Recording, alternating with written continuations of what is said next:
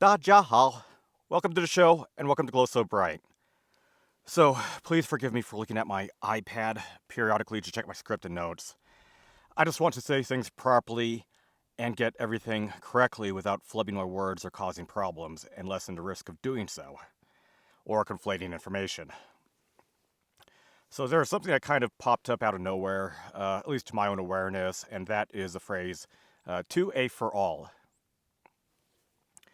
Which for mostly is just coming from one person, Carl Corsada of InRange TV, and to a lesser extent, the co-host of the show, the current co-host, Russell Fagan, also known as Sinistral Rifleman, who is the operator of KE Arms, a firearms company based in Arizona that produces the flagship product of the KE Arms lower, a lightweight polymer monolithic lower receiver group that is also one of the foundation pieces for the What Would Stoner Do rifle. This is not a What Would Stoner Do rifle. This is a Brownell's M16 upper slapped on the lower. And forgive me for the wind right now. Something I can't get in my control, but I'm doing the best I can. So, what is the phrase 2A for all? And how did it start? That is a question that I don't even know of, and I try and dig into it, but I'm not too sure. I try looking up Google Trends and put up different variations of the phrase. Same thing with social media, but it came up as inconclusive. So, looking up it on social media, primarily around Reddit, it has been popping up since around 2021-ish, mostly by InRange TV itself or KE Arms to promote their What Would Stoner Do rifle on their website and use that as a discount code for the purchasing a product. And otherwise, I can't really figure out what to see or where to attribute the source to. There are a few things here and there I did find. I'll go share about them. Another thing I did stumble upon, separate of InRange TV and their associates, was an article by Recoil magazine on issue number 56, issued around mid to late 2021, features Chris Cheng. Cheng, in his own words, described himself as a self-taught amateur who is a gay, Asian, white-collar techie. Cheng was interviewed by Recoil first about his experience in Top Shot, a reality show on the History Channel, which is a television channel, then about his own experience handling firearms. Later on in the interview, he talks about his own testimony in the United States Senate against gun control, where he would further elaborate on advocating for citizen protection and specifically anti-Asian hate crimes that were rising in 2020. Yet within that article by Recoil, I cannot find the phrase 2A for all to be attributed to Chris Cheng, nor finding any mention of the phrase within the interview itself, except on the editor's notes post-interview, as well as on the cover of Recoil magazine, where it features Cheng holding a rifle and wearing a gay rainbow American flag t-shirt. That is where I can only see that sort of phrase in the middle of the magazine, placed in there by the graphic design team, by the direction of the editors of Recoil. Yet I cannot attribute 2A for all or the source of it to any particular individual or organization, first within my research about when it started and when it began. As far as for a notable publication on the use of the phrase 2A for all, we have to fast forward a few years. In January 2025, InRange TV has posted a video specifically about the phrase, where Carl is the only presenter of the episode. Later on, in February 3rd, on the YouTube channel The Reload, has the host of the show, Stefan Gotowski, interviewing Carl about the topic. So to paraphrase what happens in the first video, Carl opens with a blanket statement that he doesn't understand why there is a controversy over 2A for all, and he believes that any and all humans should have rights. He would then open a statement about the Bill of Rights in the United States Constitution, and then about the natural rights of humans to have self-defense. Later on in this video, Carl will talk about promoting Tactical Girlfriend, then talk about 2AFORALL further, which he mentions that he struggles to find it being used past prominent groups such as the Socialist Rifle Association or the Liberal Gun Club. He would mention that maybe other prominent creators such as the Queer Armor. Carl will then conclude in the video that any sort of figurehead or YouTube channel which would not specifically use the phrase 2AFORALL is that he assumes that any and all that do not do that and prescribe to it, in his own words, is worse than chicken shit. Unless you say it, I don't know it. Now, I'm not going to accuse you of something just because you're not saying it. But I'm going to assume. Because in the space we're in, if you're not saying it,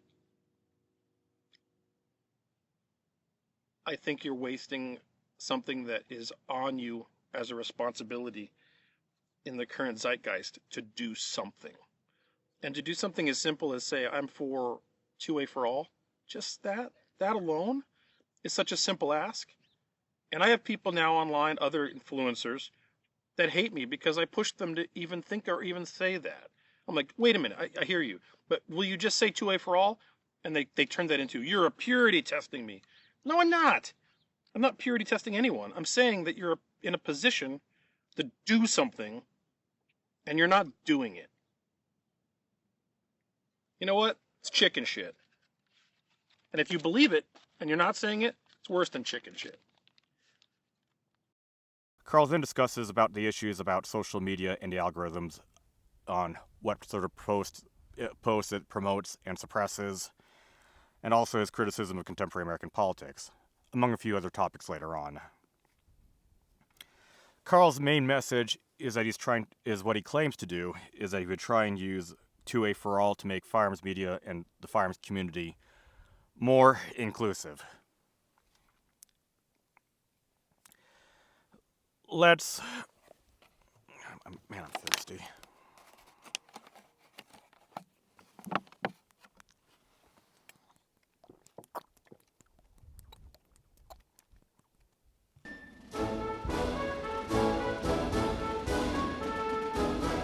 So with these two subjects featuring Carl on 2AFORALL, he mentions a lot about natural rights and its connection towards the Second Amendment or the Bill of Rights and these other natural rights that are within the Constitution of the United States.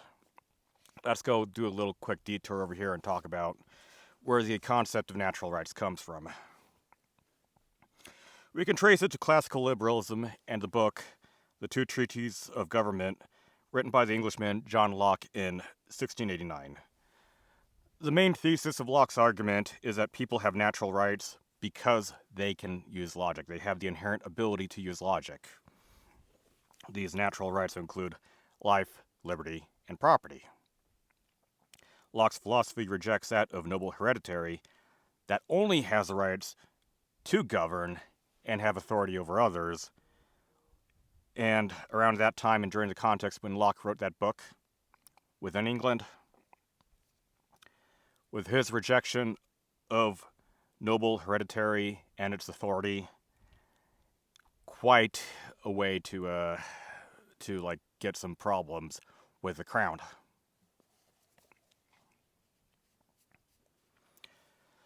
This sort of philosophy has extended to the mindset of early American history. For example, Thomas Paine wrote Common Sense in 1775 within America. During that time, there was an ongoing revolt against the British Crown and its presence in America, and which, within Common Sense, would highlight the abuse by the authority of the king and completely rejects his authority, and that it comes, and the notion that it comes from noble hereditary. It also calls for independent rule away from the British and to have American independence. Later on, the Declaration of the United States, signed on July 4th, 1776, further rejects the crown, highlighting several grievances and the abuses by the king. It calls for the pursuit of life, liberty, and a pursuit of happiness, and this sort of phrase draws directly from Locke's book. Later on, in the Articles of Confederation, as well as the Constitution of the United States, the Bill of Rights was added and enshrined into law as the first 10 amendments, which includes the Second Amendment, which the right of the people to keep and bear arms shall not be infringed. So, what is a controversy behind 2AFORALL then, or a controversy that could be identified? And what is a substance that backs up inside the phrase 2AFORALL, and how does it apply in practice? InRange TV, and by extension Carl Crosada, the figurehead of the phrase, the people who utilize it would be, as from Carl himself in a video posted in January, the Liberal Gun Club and the Socialist Rifle Association. Now, with these organizations and the nature of them being incredibly politicized and politically motivated, and the nature of them exclusively using the phrase 2AFORALL, it can create a barrier for any organization, individual, or figurehead to be associated with organizations that they have disagreements with. Sure, there could be small petty differences between, like, say, other individuals and the Liberal Gun Club, but what makes it incredibly off-putting to use the phrase 2AFORALL and what's behind it with the Socialist Rifle Association? Let's take a look into the SRA. If we look at their website, they claim that the Socialist Rifle Association's mission is to uphold the right of the working class to keep and bear arms and maintain the skills necessary for self and community defense. Yet, if we look further into the SRA, the core ideology of the SRA is that of Marxism, not liberalism or classical liberalism like we do with Locke or within these original seminal documents that influenced and guide American society.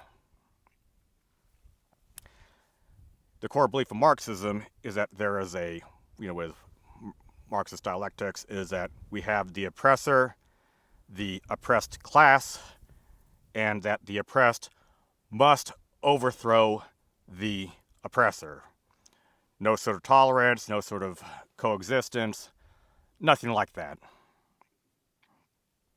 And with that, it completely goes against the concept of natural rights, and later on the point across by the Second Amendment. And that within Marxism, what is considered to be the oppressor class, they do not have any sort of natural rights, including the right to defend themselves, and they must be overthrown and be dealt with force. Especially if these people are painted with a brush of the oppressor. This is extremely evident of the SRA or very similar groups to them and individuals who prescribe to their beliefs that isn't them, that is considered to be outsiders or anyone who is like an observer or distant or unaware or out in the sidelines or so, often be labeled as Nazis and fascists. This sort of behavior can be evident in either posts directly from chapters of the SRA, as well as documentaries featuring them. I will list and highlight the documentaries of the Maryland and Pennsylvania chapters of the SRA. When you have these incidents of fascism showing its face, were Nazis in the streets? Going into the 2016 election and seeing how all that went down, and the Trump presidency, and seeing how like Trump emboldened literal Nazis. When I first took in shooting, and I was noticing a lot of Nazis. Further on, this sort of mindset would mirror to that of the people that InRange TV would promote, such as that of Queer Armor. If you look at the videos in that particular channel, would have extremely liberal and I'd say excessive use of the term fascists and Nazis.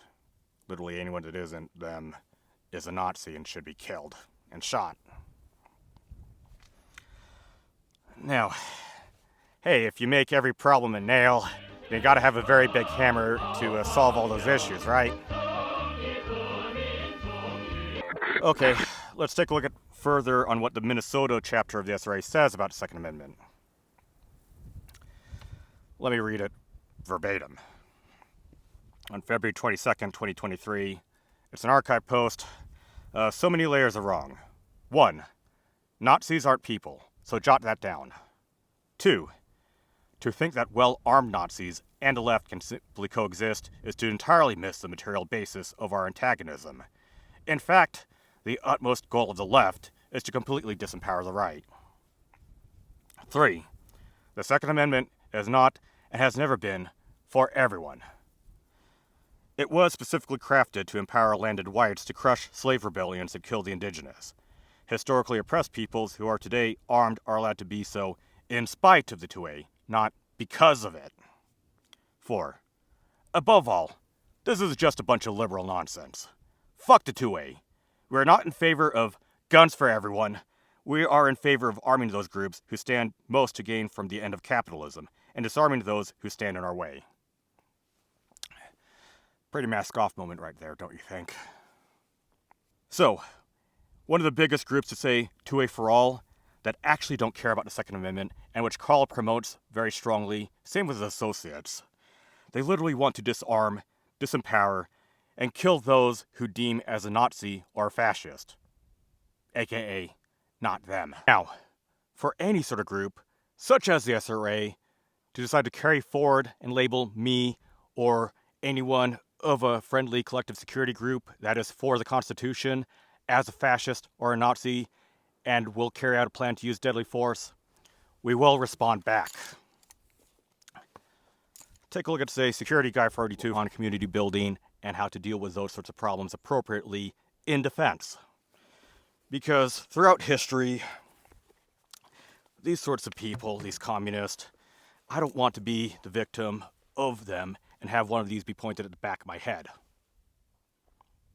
There are several examples everywhere in the world throughout several decades of that, which innocent people are derived their natural abilities and be killed by them, by these communists.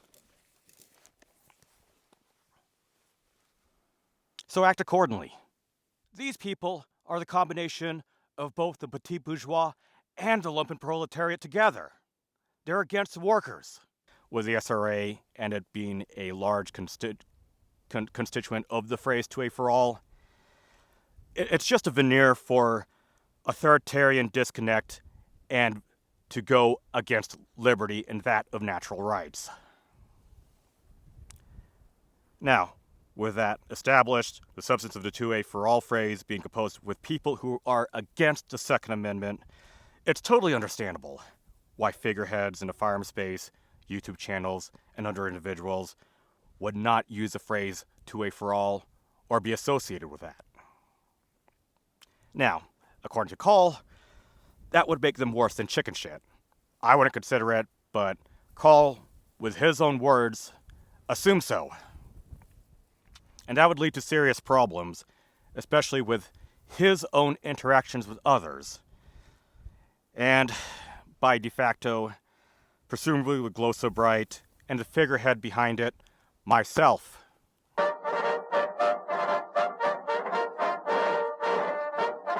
Carl would constantly have problems with people he would involve himself with that don't agree with his political beliefs and his own worldview.